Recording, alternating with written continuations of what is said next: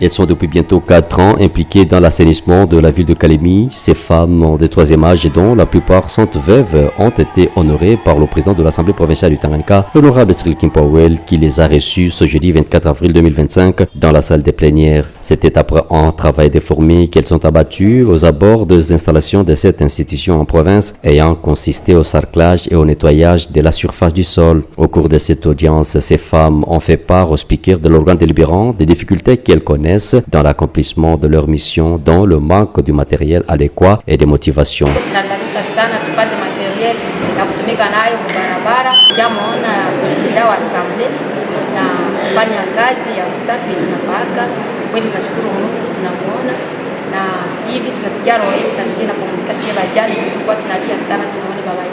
Pour cette difficulté, ces veuves se rabattent sur l'Assemblée provinciale du Tanganyika, notamment sur le président de cette institution. Les doléances de ces groupes de femmes tombent à point nommé car la session de mars en cours prévoit d'examiner et d'adopter la proposition de dit relative à l'assainissement et à la protection de l'environnement qui devra prendre en compte ces difficultés.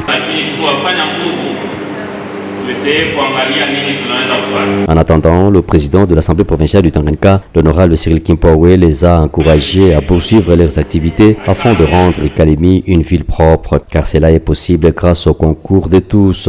Il ne s'est pas empêché de mettre à leur disposition une contribution de son institution pour leur servir de moyen de transport et leur permettre de se doter quelques équipements essentiels. Parallèlement à l'assainissement de Kalemi, le bureau de cet organe délibérant a plus d'une fois interpellé le maire de Kalemi et compte sur l'adoption de la proposition de dit en cette matière pour régler cette situation une fois pour toutes.